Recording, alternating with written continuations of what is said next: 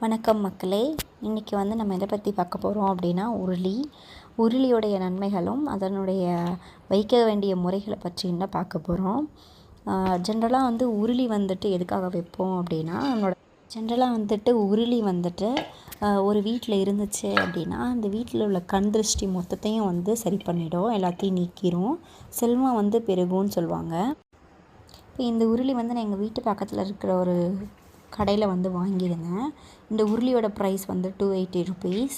இதில் நான் என்ன பண்ணுறேன் அப்படின்னா, ஃபஸ்ட்டு உருளியை நல்லா வாஷ் பண்ணிவிட்டு உருளி நிறைய தண்ணி விட்டுக்கணும். உருளி நிறைய தண்ணி விட்டதுக்கப்புறமா அதோட 4 சைடுமே மஞ்சள் வச்சுக்கிறேன். மஞ்சள் வச்சுட்டு அதுக்கப்புறமா அது மேலே குங்குமம் வைக்கணும். நார்மலாக புதுசாக ஒரு பொருள் வாங்கினோம்னா எப்போயுமே அது மங்களமாக இருக்கணும் அப்படிங்கிறதுக்காக மஞ்சள் குங்குமம் எப்போயுமே வைப்போம். இப்போ மஞ்சள் குங்குமம் எல்லாம் வச்சு முடித்தாச்சு.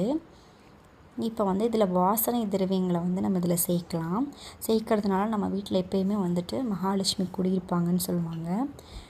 ஸோ அதனால் நான் ஃபஸ்ட்டு கற்பூரத்தை நான் அதில் உள்ளே போடுறேன். தினமும் நம்ம உருளி வைக்கும்போது அதில் இருக்க தண்ணியை தினமும் மாற்றிட்டே இருக்கும். தினமும் தண்ணியை நம்ம மாற்றி வச்சுட்டே இருக்கோம் அப்படின்னா அதில் உள்ள கெட்ட சக்தி எல்லாமே அது வெளியே எடுத்துரும்.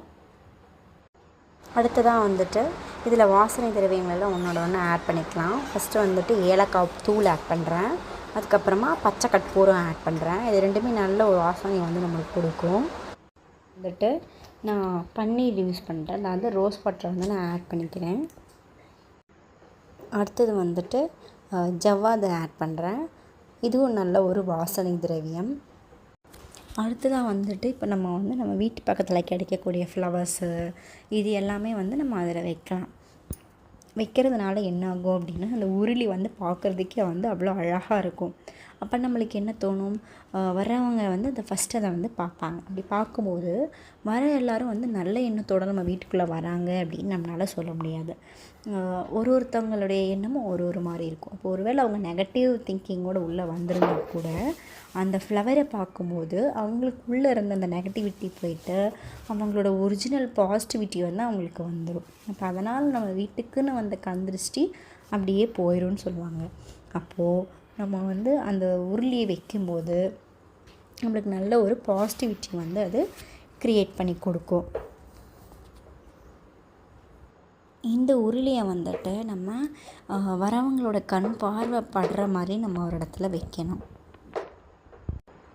அடுத்ததாக நான் எங்கள் வீட்டில் ஒரு ரெட் ரோஸ் இருந்துச்சு. அந்த இதுக்கு நடுவில் வச்சா அழகாக இருக்கும்னு தோணுச்சு. அதனால் நான் இதுக்கு சென்டராக இந்த ரெட் ரோஸை ப்ளேஸ் பண்ணேன். அதுக்கப்புறமா நெக்ஸ்ட்டு அரளி கொஞ்சம் கிடச்சிச்சு. அதை சுற்றியும் வச்சு விட்டுருக்கேன். ஃபைனலாக நந்தி அவட்டையை சென்டரில் வச்சு விட்டேன். இது அதை பார்க்குறதுக்கே அவ்வளோ லுக்காக பியூட்டிஃபுல்லாக இருந்துச்சு. இந்த மாதிரி நம்ம ஃபுல்லாக 4 பக்கமும் மஞ்சள் தடவி வாசனை திரவியங்களெல்லாம் போட்டு நம்ம கண் கவர்ற மாதிரி ஃப்ளவர்ஸ் எல்லாம் போட்டு ஃபைனலாக நான் இப்படி எங்கள் வீட்டு வாசலை இப்படி ரீப்ளேஸ் பண்ணியிருக்கேன். இப்போ அந்த உருளி பார்க்குறதுக்கே அவ்வளோ ஒரு அழகாக இருக்குது. எல்லா ஃப்ளவர்ஸும் போட்டு வர்றவங்களோட கண் அந்த உருளி மேலே தான் படும். காலையில் எந்திரிச்சோன்னே இந்த மாவிளக்கில் கோலம் போடுங்க. பச்சரிசி மாவில் கோலம் போட்டு விளக்கேற்றி இப்படி வச்சுருக்க வாசலே மங்களகரமாக இருக்கும். அப்போ மகாலட்சுமி நம்ம வீடு தேடி வரணும்னு நினைப்பாங்க. நம்ம வீட்டில் செல்வ செழிப்பாக இருக்கலாம், கண் திருஷ்டி எல்லாம் நீங்கி நோய் நொடி இல்லாமல் இருக்கலாம். தேங்க்யூ ஃபார் வாட்சிங். Don't forget to like, comment, subscribe, share.